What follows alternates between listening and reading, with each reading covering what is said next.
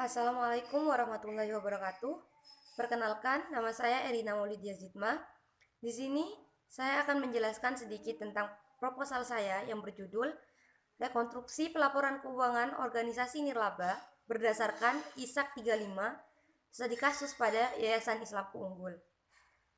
Latar belakang saya dalam mengambil judul ini karena telah kita ketahui bahwa kemajuan suatu negara sangat bergantung kepada kualitas sumber daya manusia dan teknologi yang ada pada negara tersebut, di mana semakin baik kualitas sumber daya manusia dan teknologinya, maka akan semakin besar pula peluang negara tersebut untuk maju. Nah, dalam hal ini, semua negara pasti ingin bertransformasi menjadi negara maju, termasuk negara kita tercinta yaitu Indonesia. Maka dari itu, Indonesia sangat berupaya meningkatkan kualitas sumber daya manusia yang ada di dalamnya. Salah satu contohnya dengan pemberian beasiswa dan pembentukan kurikulum baru oleh Menteri Nadiem, Menteri Pendidikan dan Kebudayaan.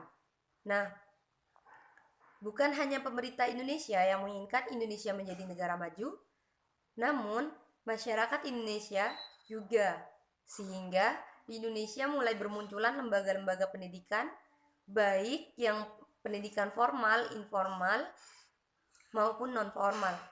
Nah, menurut Ghazali, lembaga pendidikan merupakan media pembelajaran yang akan menuntun manusia ke arah yang lebih baik.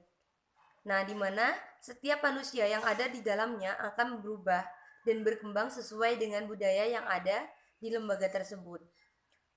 Salah satu bentuk lembaga pendidikan yang ada di Indonesia itu adalah yayasan.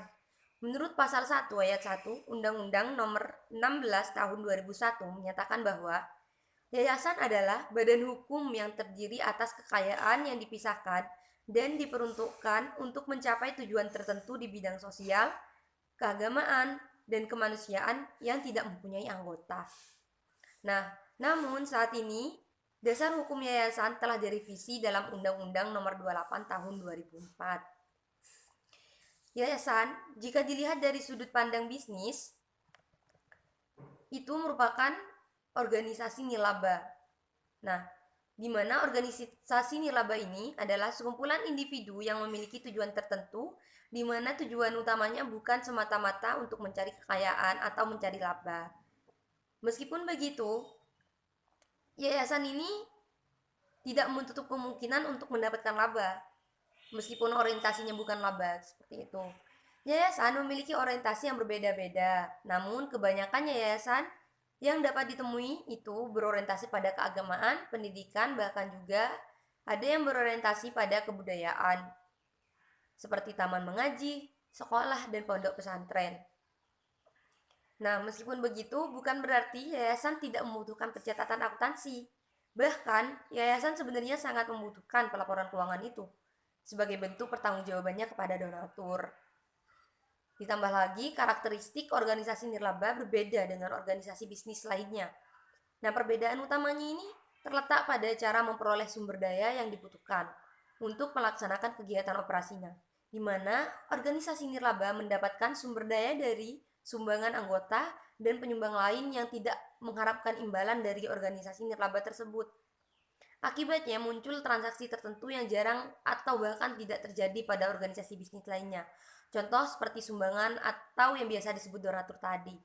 Nah, hal ini menunjukkan bahwa organisasi nirlaba sangat membutuhkan pelaporan keuangan yang baik, bukan hanya sebagai bentuk pertanggungjawaban kepada donatur, namun juga dikarenakan sumber pendanaan organisasi nirlaba hanya terbatas pada sumbangan dan bantuan pemerintah, sehingga organisasi tersebut harus mengoptimalkan dana yang ada untuk menjalankan program kerjanya. Nah, dalam menyajikan laporan keuangan organisasi nirlaba, memiliki standarnya sendiri, di mana standar itu berbeda dengan standar yang digunakan oleh organisasi pada umumnya. Standar akuntansi yang digunakan oleh organisasi pada umumnya adalah PSAK 1. Sedangkan standar akuntansi untuk pelaporan keuangan organisasi nirlaba ini yang terbaru adalah ISAK 35. Namun, sebelum diterbitkannya ISAK 35, akuntansi nirlaba menggunakan PSAK 45 sebagai acuan dasar dalam membuat laporan keuangan. Nah, PSAK 45 ini diterbitkan oleh Dewan Standar Ikatan Akuntansi Indonesia atau DSAK-IAI pada tanggal 23 Desember 1997. Nah, dan mulai berlaku efektif pada tanggal 1 Januari 2000. Namun, pada tanggal 8 April 2011, PSAK 45 mengalami perubahan, di mana perubahannya terletak pada judul dan ruang lingkupnya. PSAK 45 yang berjudul Pelaporan Keuangan Organisasi Nirlaba, di mana pemerintahan tidak termasuk dalam ruang lingkup organisasi nirlaba itu. Sedangkan pada PSAK 45 revisi 11, judulnya berubah menjadi Pelaporan Keuangan Entitas Nirlaba dan pemerintah termasuk dalam ruang lingkup entitas nirlaba yang diatur dalam PSAK 45 tersebut. Nah, setelah kurang lebih 20 tahun standar akuntansi tidak melakukan perubahan, pada tanggal 26 September 2018, DSAK-IA ini telah mengesahkan 3 hal, yaitu yang pertama, DE Amandemen PSAK 1 tentang penyajian laporan keuangan tentang judul laporan keuangan. Yang kedua, DE ISAK 35 tentang penyajian laporan keuangan entitas berorientasi non-laba. Dan yang ketiga itu DE PPSAK 13 tentang pencabutan PSAK 45. Nah, DE ISAK 35 itu diperbarui mulai 2011 kan, telah kita ketahui dari tadi yang sudah saya paparkan. Nah, namun DE ISAK 35 ini mulai efektif diterapkan pada tanggal 1 Januari 2020. Nah, dari paparan di atas itu dapat kita ketahui bahwa pembuatan laporan keuangan untuk organisasi nirlaba sangatlah penting.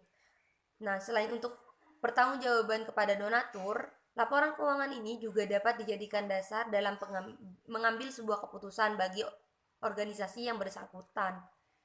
Selain karena alasan di atas, pendiri Yayasan Islamku Unggul juga merasa bahwa perlu untuk membuat laporan keuangan yang sesuai dengan standar pelaporan keuangan organisasi nirlaba yang terbaru, yaitu ISAK 35. Hal ini dikarenakan pendiri Yayasan Islamku Unggul ingin menjadi contoh bagi yayasan lain, bukan hanya dari segi pembelajaran dan manajemennya, tapi yayasan juga ingin menjadi contoh dari pencatatan akuntansinya. Maka dari itu, saya berkeinginan untuk meneliti judul ini dan mengambil judul Rekonstruksi Pelaporan Keuangan Organisasi Nirlaba berdasarkan ISAK 35, studi kasus pada Yayasan Islamku Unggul. Rumusan masalah dari penelitian ini adalah bagaimana rekonstruksi pelaporan keuangan organisasi nirlaba berdasarkan ISAK 35 pada Yayasan Islamku Unggul. Sedangkan tujuan penelitiannya yaitu untuk merekonstruksi pelaporan keuangan Yayasan Islamku Unggul yang sesuai dengan standar akuntansi pelaporan keuangan organisasi nirlaba yang terbaru, yaitu ISAK 35. Dan manfaatnya itu ada 4 ya bagi penulis itu atau saya sendiri sebagai media pembelajaran, dan dengan melakukan penelitian ini penulis dapat mengetahui lebih dalam tentang rekonstruksi pelaporan keuangan yayasan yang sesuai dengan ISAK 35 atau standar akuntansi organisasi nirlaba yang terbaru.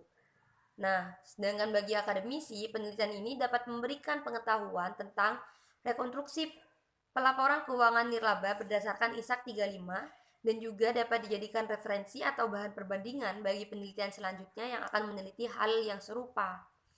Sedangkan bagi yayasan, penelitian ini dapat dijadikan petunjuk bagi yayasan dalam membuat laporan keuangan agar sesuai dengan standar akuntansi nirlaba yang terbaru, yaitu ISAK 35. Sehingga yayasan dapat menjadi contoh bagi yayasan lain, terutama bagi yayasan yang ada di Bondowoso dan daerah sekitarnya.